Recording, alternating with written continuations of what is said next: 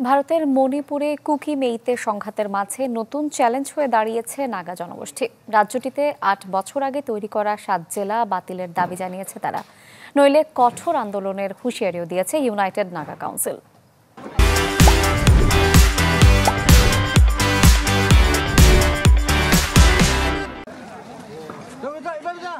গেল ১৬ মাস ধরে উত্তপ্ত ভারতের মণিপুর।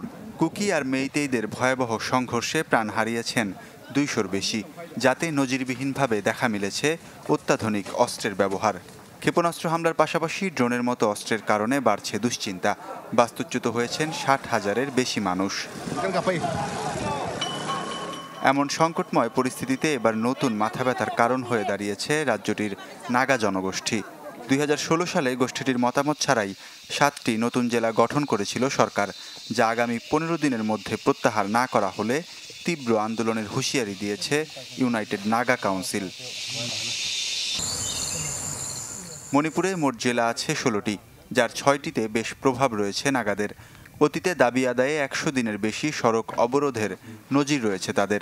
তাই কুকি মেইতেদের মতো তারাও যদি সহিংস বিক্ষোভ শুরু করে, তাহলে রাজ্যটিতে গৃহযুদ্ধের শঙ্কা রয়েছে।